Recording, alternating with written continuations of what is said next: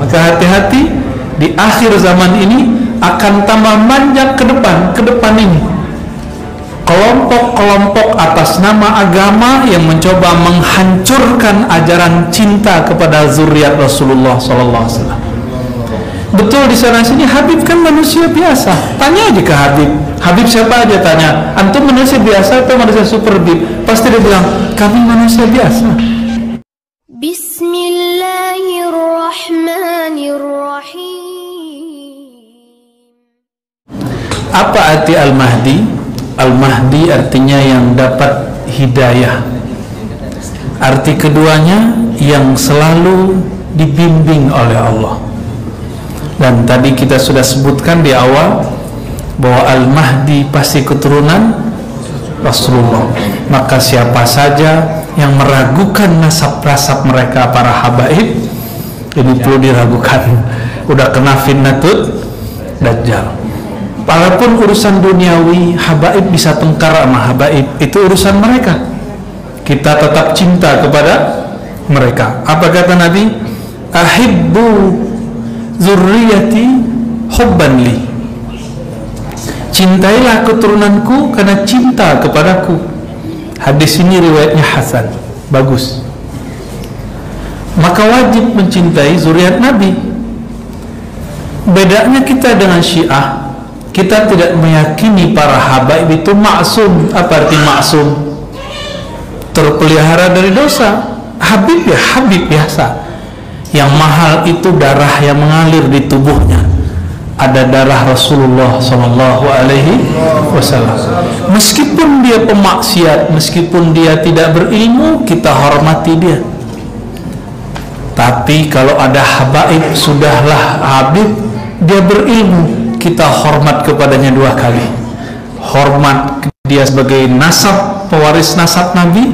Yang kedua, pewaris ilmu Nabi Sallallahu Alaihi Wasallam. Maka hati-hati, di akhir zaman ini akan tambah banyak ke depan ini kelompok-kelompok atas nama agama yang mencoba menghancurkan ajaran cinta kepada zuriat Rasulullah SAW. Betul, di sana sini Habib kan manusia biasa. Tanya aja ke Habib. Habib siapa aja tanya, antum manusia biasa atau manusia super Habib? Pasti dia bilang, kami manusia biasa. Tapi yang mahal itu nasabnya, Pak. Itu yang mahal. Dan di dunia ini nasab yang terjaga itu nasabnya Habib. Karena Nabi sudah mengatakan kullu nasabin inqata'a illa nasabi.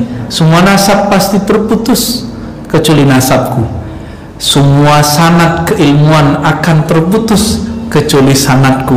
Maka orang yang tidak punya guru dan melarang berguru, dia sudah terputus kepada Rasulullah Sallallahu Alaihi Wasallam. Apalagi cuma ikut buku, yang ngarang buku berguru, dia yang baca buku tidak mau berguru.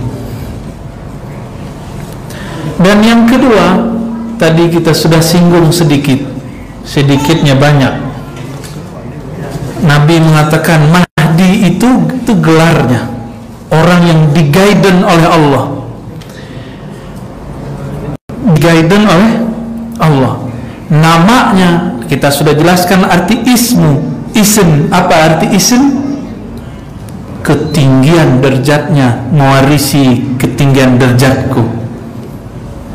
Aku itu siapa? Kata Nabi, kuntu nabiyan, aku nabi sebelum ada semua para nabi Sallallahu Alaihi Wasallam. Dulu Nabi Musa berdoa, ya Rabb, tolong jadikan aku nabi akhir zaman. Kata Allah, udah ada wahai Musa. Nabi Musa terima, dia Nabi Allah, dia sangat faham bab ridha. Maka beliau mengatakan, ya Rabb, kalau begitu tolong jadikan aku umat Muhammad Sallallahu Alaihi Wasallam. Bapak pernah doa nggak dulu Pak jadi umat Nabi Muhammad? Enggak, tapi Allah kasih hadiah Pak ya. Ini yang disebut ni'matul ijad, nikmat diwujudkan sebagai umat Nabi Muhammad. Bersyukur nggak Pak? Maka Imam Mu'tazilah bilang, ente kalau nggak bersyukur, wujuduka zanbun, wujudmu itu dosa kalau kamu tidak bersyukur. Jadi kita sebagai umat Nabi sudah syukur, Pak.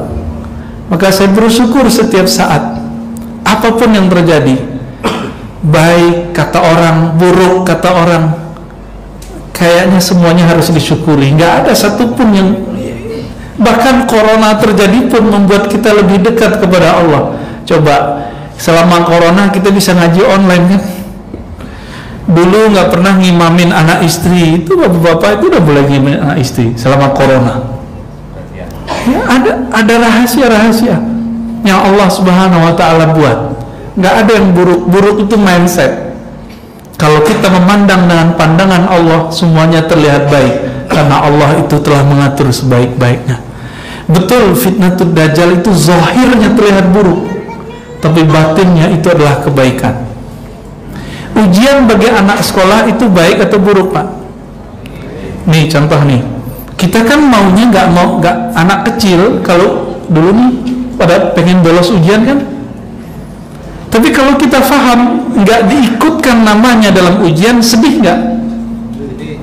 Sedih kita. Orang tua yang udah bayar SPP, nama anaknya nggak masuk dalam daftar orang yang mahasiswa ujian, gimana? Marah nggak? Bisa bakar sekolahnya, Pak, sekarang. Bisa gampar gurunya orang tua hari ini. Begitu teganya orang tua sama guru. Dia nggak bisa ngajar, udah minta tolong sama orang. Emang dengan SPP segitu bisa bayar guru? Nggak bisa, Pak. Ya. Rasulullah mengatakan, innama bu'istu mu'alliman, aku ini diutus sebagai guru. Maka hormatilah semua guru karena dia pewaris ilmunya Nabi Sallallahu Alaihi Wasallam. Kita beruntung, Pak, punya guru-guru yang tulus. Punya guru-guru yang tulus. Alhamdulillahirabbil alamin. Gimana? Udah ada pertanyaannya? Ini pertanyaan aneh-aneh kayaknya. Antum yang baca ini mana nggak jelas ya tulisannya. Ya.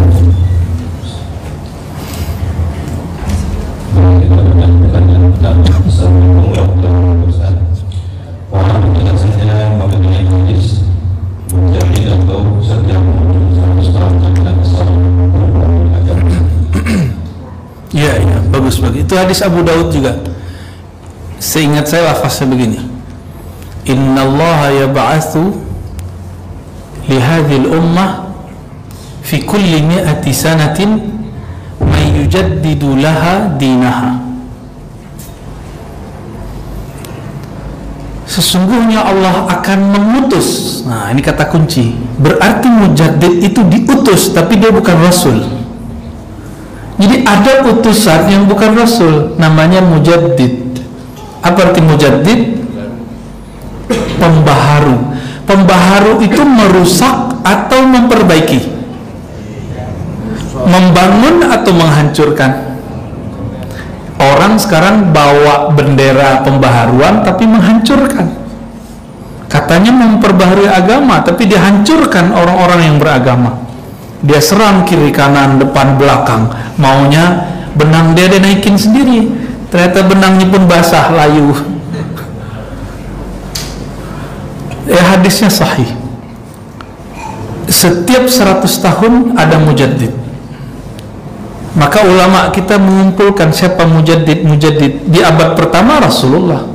Setelah beliau diperdebatkan Umar bin Abdul Aziz atau Al Hasan Al Basri, karena dekatan waktunya. Setelah itu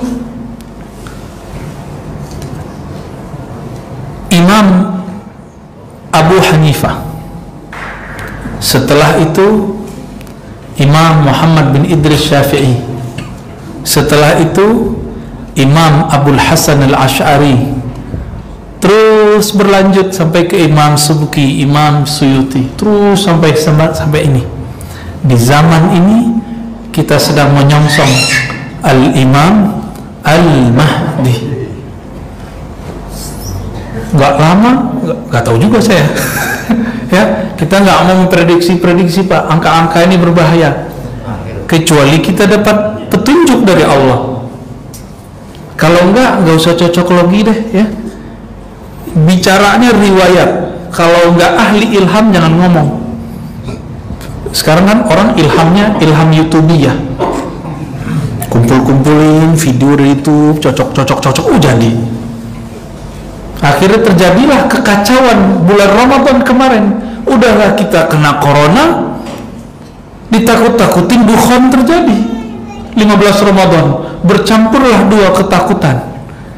Ditunggu-tunggu, kita udah bilangin ke jamaah, jamaah, hadis ini belum cocok sekarang terjadi. Nggak tahu kalau tahun ini, saya nggak bilang juga tahun ini ya, nggak tahu juga tahun besoknya lagi, karena Nabi tidak kasih tahu kapan. Kita serahkan saja kepada Allah ya. Mau terjadi mah kenapa, gitu aja Pak. Kita jawab, raditu billahi Rabbah, aku ridho ya Allah, engkau mau apa aja aku terima. Yang penting kita di barisan yang benar ya Allah, amin. Jangan di barisan yang salah. Begitu hadisnya. Jadi hadis tentang pembaharu, ini sekarang terakhir ini. Udah tua dunia kita. Pertandanya apa Pak? Semuanya sudah ada di genggaman. Tuh handphone antum itu, katanya anti Cina, handphone Cina semua. Tuh Cina, Oppo. Ya yang benar apa? Nah, jadi kita nih kalam dengan tangan ini udah beda. Maka udah deket ini semua, udah deket Pak semua. Kalam sama jarinya udah beda. Ya, katanya anti Amerika, handphonenya Apple. Jadi ternyata ini bukan perang Cina Amerika, bukan perang Amerika Rusia, bukan perang Iran Irak Iran Saudi, bukan. Ini perang Fitnatul Dajjal dan Imam Mahdi. Faham? Maka jangan gak usah salah-salahin siapa-siapa lah. Saya udah berkali-kali ngomong, udah corona ya ada, udah biarin aja ya. Katanya corona Wuhan, ini sekarang ada UK, kenapa nggak ada yang marah-marah? Corona UK, Inggris, kenapa nggak ada yang marah? Sekarang Pak di Amerika, semua orang Asia itu dibully. Paling mata sipit-sipit kayak gini ya. Tuh sipit-sipit. Yang muka Arab siapa di sini? Muka Arab dibully Pak. Orang Amerika itu rasis. Katanya demokrasi, tapi mereka rasis. Coba lihat video-videonya, orang Asia lagi ditonjok gitu. Siapa yang ditonjok? Cina, karena mereka benci banget. Udah ketanam dalam pikirannya Cina ini musuh. Padahal mereka baru masuk Amerika setelah orang Cina buat kota-kota tua, kota Cina, pecinan kata orang Jawa. Kalau kita sebut apa? Kampung Cino. Ada di sini ya? Kampung Cina di Pekanbaru ada dulu, nggak tahu ke sekarang. Payakumbuh tempat saya dulu ada, Bukit Tinggi bagus sekali dekat dengan Jam Gadang. Padang yang nggak ada Pariaman Pak, takut mereka. Ya habis mereka di situ. Ada sejarah gelap lah di situ ya.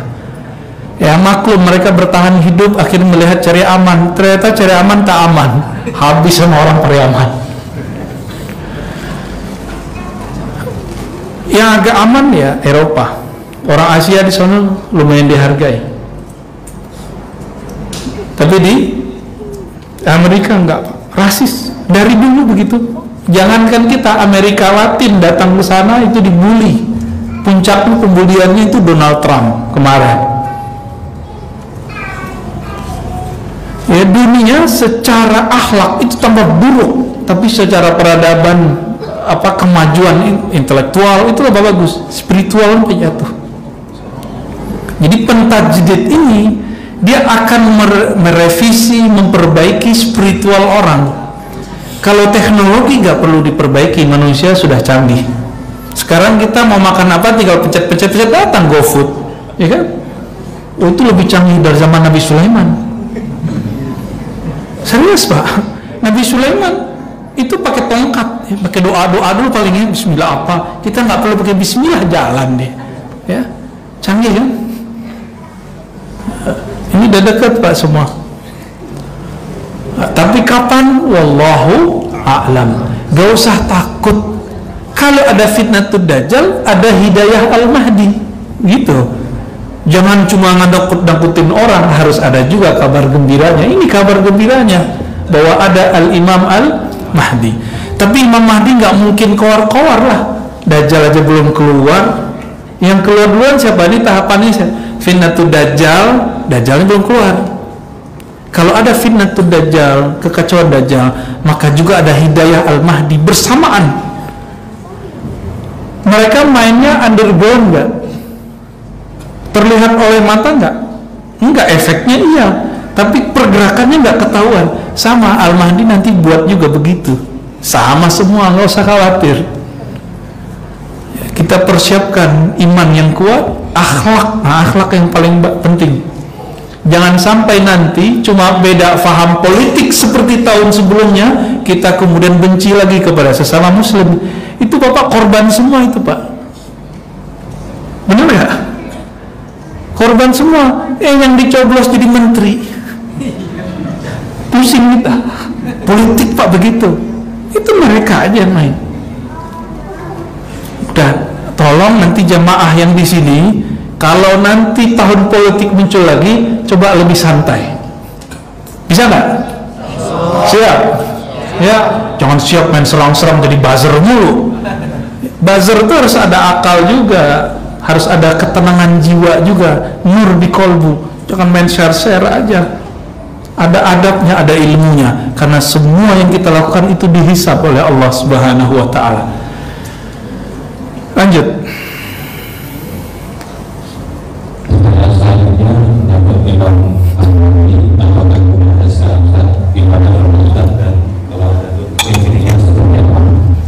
Saya tanya, Dajjal udah ada belum? Serius?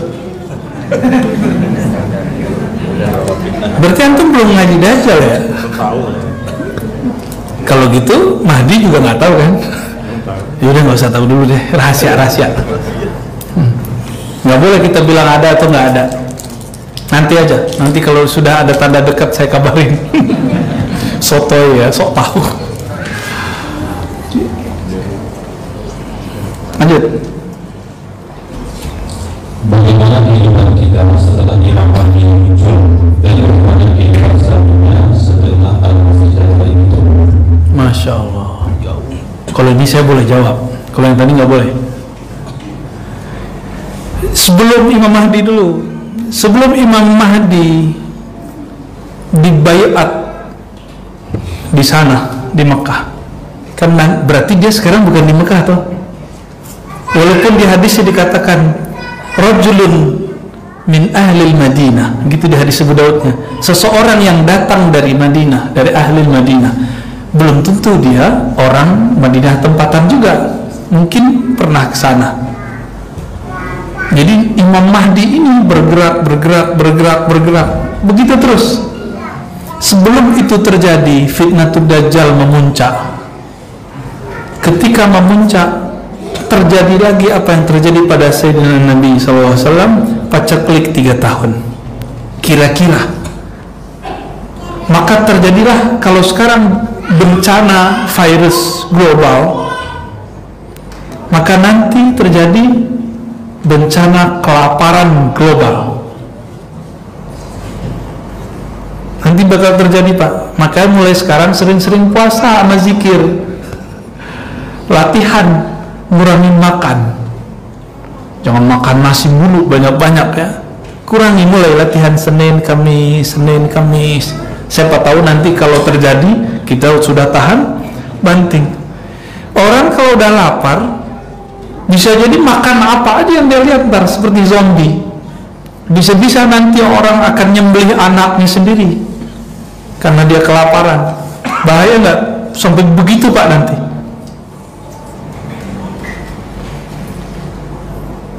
Ini yang disebut fitnatul Dajjal. Jadi sebelum Dajjal keluar aja udah susah hidup kita.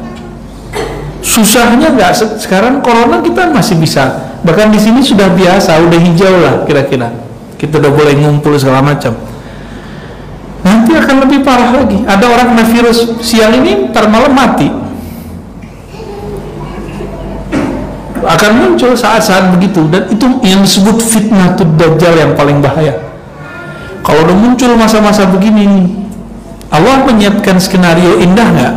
Iya, tapi sebelum indah kan harus ada kesusahan dulu. Ini ujian semua, ujian nanti orang ketika muncul juru selamat. Nanti kan juru selamat ini ada yang palsu, ada yang asli. Dia ngikut yang mana? Di saat-saat itu muncullah juru selamat. Juru selamatnya, tunggu dulu, jangan bilang asli atau palsu dulu. Dia bawalah semua makanan, ditunjukkan keajaiban-keajaiban. Akhirnya dulu orang yang suka sakti-sakti pada ngikut dia. Habis itu dia bilang saya wali Allah. Lama-lama dia bilang apa? Sebenarnya saya ini Allah. Gitu, nanti begitu ntar. Sebenarnya saya ini Tuhan kalian, menjelma, menyelamatkan kalian. Nanti dia terbang kemana-mana, dia tumbuhkan dalam sekejap pohon-pohon. Bisa begitu Pak nanti. Apinya adalah air, airnya adalah api. Harus disebut Al-Masih tapi Dajjal. Juru selamat tapi palsu. Yang dia sedang mempersiapkan orang-orang sekarang berwajah ustadz, berwajah tokoh untuk mencoba tidak mempercayai adanya keturunan Rasulullah SAW. Baru kemudian Imam Mahdi berjuang. Itu di zaman itu mungkin ini udah nggak ada Pak. Orang udah nggak bisa kerja, maka nggak ada listrik. Kembali kayak zaman kita masih kecil dulu. Zaman saya kecil dulu saya pernah nggak ada listrik Pak. Saya udah pernah merasakan itu. Lama bertahun-tahun. Kampung kena semua. Kita di Tanjung, tahu Tanjung ya? Dekat kuburan Pak, Tanjung kuburan. Belakang rumah saya nggak ada, dekat kuburan. Orang udah kena listrik, kita belum dapat listrik, gelap. Tapi di saat itu saya udah hobi baca. Udah bayangin udah sampai ke sana, mirip-mirip begitu. Pakai minyak tanah, syukur kalau ada, kalau nggak ada. Nanti begitu semua. Jadi karena orang tidak ada yang bisa bekerja, bukan bahan alam semesta habis, enggak. Sumber daya ada, tapi orang nggak bisa bekerja. Corona kemarin sempat nggak kerja kan orang-orang? Sempat sebulan, 2 bulan, 3 bulan itu kacau itu. Sebelum ketemu pola-polanya bagaimana cara bekerja di musim pandemi. Udah banyak teman kita yang tepar, perusahaannya tutup, rumah makan nggak buka-buka lagi. Perusahaan udah banyak Pak Jakarta yang udah gak close, exit sudah. Nanti orang nggak bisa kerja. Gimana? Ketakutan nggak saya cerita begini? Saya udah sering dapat cerita begini Pak. Ketakutan juga kita. Tapi tenang, Allah itu khairul makirin. Allah itu ngaturnya lebih cakep daripada si Dajjal. Tenang aja. Cuma orang kan nggak mau tenang, orang mau kusuk-kusuk. Ya, mau kusuk-kusuk, nggak ada ketenangan di hatinya karena nggak zikru qalbi. Baru nanti ketika terpojok Al-Imam Al-Mahdi bersama pengikutnya nggak banyak Pak, yang inti cuma 313, sebanyak jumlah Ahlul Badar, sebanyak jumlahnya para Rasul. 313, tapi doa-doa mereka mustajab, zikir-zikir mereka senjata.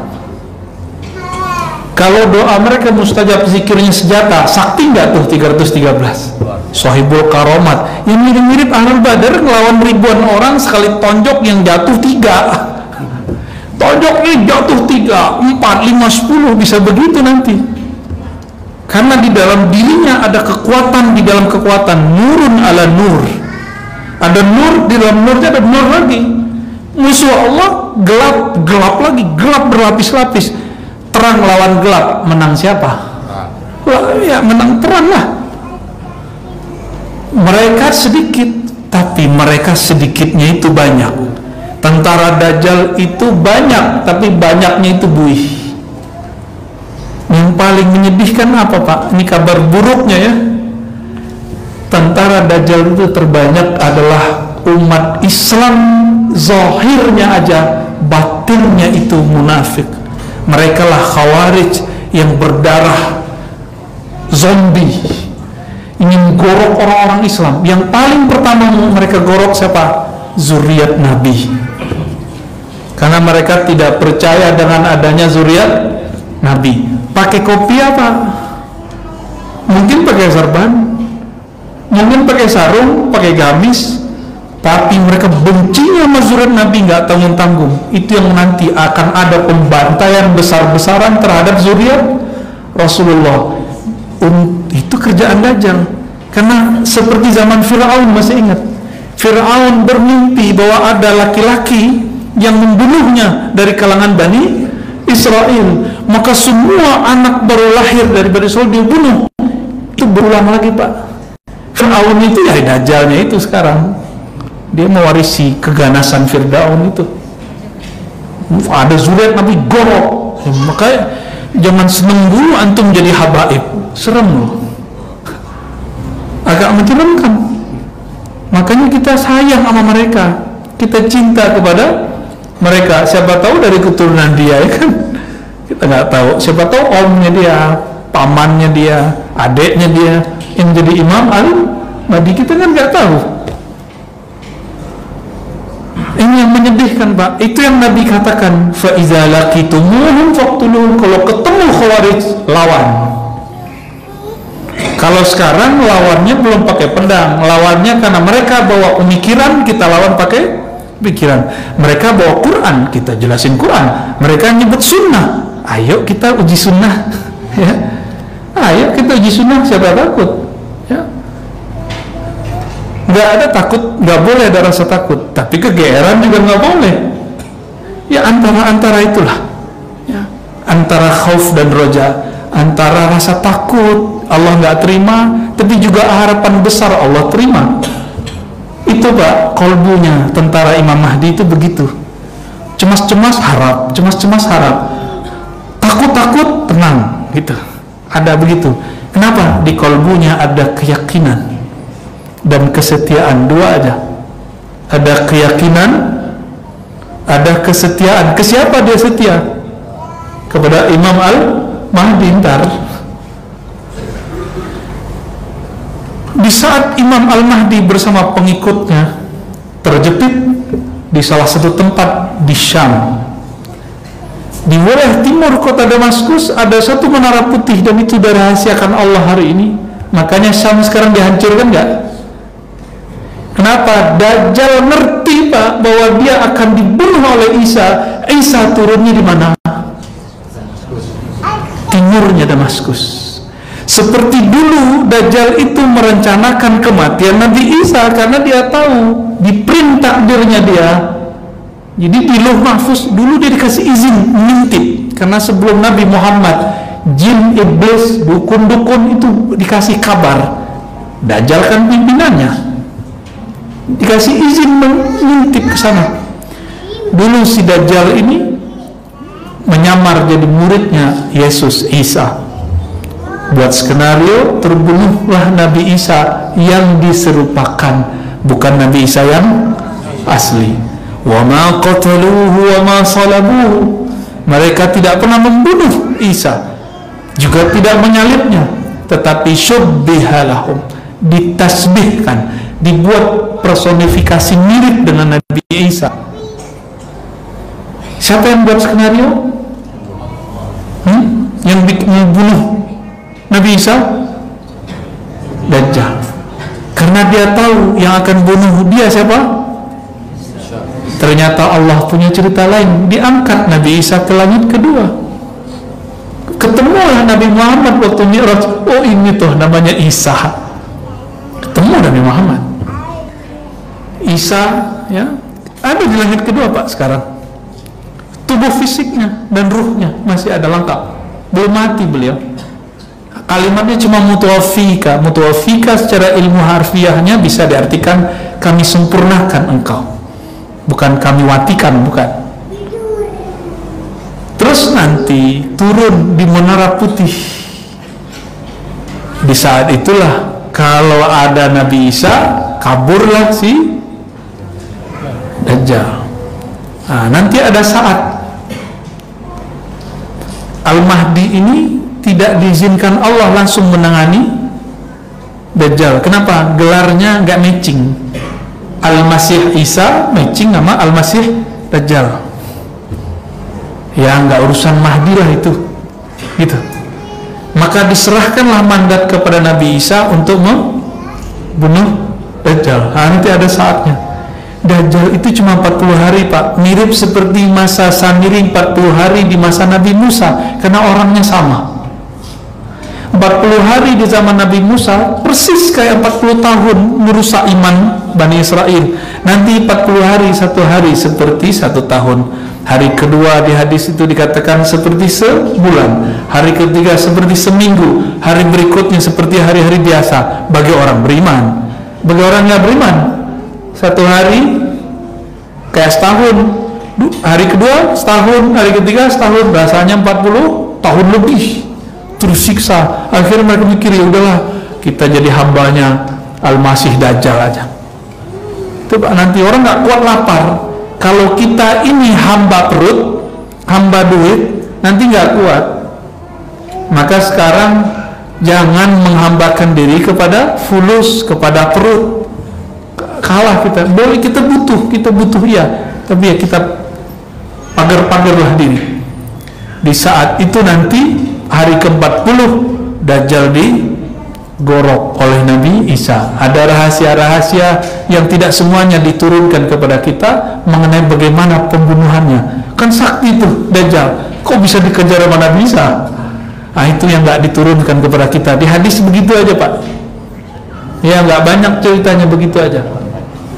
Setelah Nabi Isa membunuh Dajjal, berdirilah daulah khilafah ala minhajin nubuwah. Khilafah terakhir. Coba kata kuncinya apa? Khilafah ala minhajin nubuwah. Minhaj nubuwah artinya sesuai seperti nubuat. Nubuat itu arti kenabian. Kenabian diatur oleh makhluk atau diatur oleh Khalik? Diatur oleh Allah. Maka yang memilih Imam Mahdi ini Allah. Kita nggak bisa milih Pak. Oh kita maunya Habib Fulan, nggak bisa. Kita maunya Ustadz kita jadi Mahdi, nggak bisa. Jadi karena kekhalifahan akhir zaman itu dikunci dengan kata nubuwah, kenabian itu urusan Allah. Allah sembunyiin, orang munculin, Allah apain itu terserah Allah. Jadi jangan buru-buru mau buat khilafah. Kita mau kok khilafah, tapi sabar-sabar dikit lah. Bangun khilafah bukan dengan syahwat politik. Bangun khilafah itu dengan semangat nubuwah. Maka saya mengajak teman-teman yang senang cinta dengan kajian-kajian khilafah, tolong ulang-ulang baca hadis Imam Ahmad itu. Khilafah yang berdasarkan manhaj kenabian. Kenabian itu intinya adalah mengenal Allah dan diatur oleh Allah Subhanahu wa taala, bukan diatur oleh partai, kelompok dan lain-lain. Udah habis. Alhamdulillah rabbil alamin. Bapak Ibu saudara karena Allah, semoga kita yang hadir ini diselamatkan Allah di akhir zaman. Semoga kalbu kita diridhoi oleh Allah. Meskipun zahir kita banyak dosa, meskipun mata kita, tangan kita, kaki kita, semuanya di badan ini banyak dosa, maka kita angkat tangan, ya Rabb, Allahumma ya Rahman ya Rahim, salli ala nabiyina Muhammad. Ya Allah, sampaikan salam rindu kami kepada Nabi Muhammad. Ya Ghaffar ya Tawwab, ya wahai yang maha mengampuni, kami banyak dosa ya Allah, dosa yang tampak di badan ini, dosa yang tersembunyi di dalam kalbu kami, tapi Engkau maha pengampun ya Allah. Faghfir lana, maka ampuni kami yang hadir ini, ampuni kami yang mengikuti kajian ini. Allahumma astur auratina bisitrikal jamil. Ya Allah, dengan keindahanmu maka indahkanlah akhlak kami, dengan keindahanmu tutuplah semua aib kami, hapuslah kemuasaan kami. Rabbana atina fid dunya hasanah wa fil akhirati hasanah wa qina adzabannar warzuqna ru'yataka wa ru'yata nabiyyika. Berikan kami terakhir ya Allah anugerah memandang keindahan wajahmu, keindahan wajah Nabi-Mu sallallahu alaihi wasallam. Assalatu wassalamu alaika ya sayyidana ya Rasulullah. Walhamdulillah rabbil alamin. Assalamualaikum warahmatullahi wabarakatuh.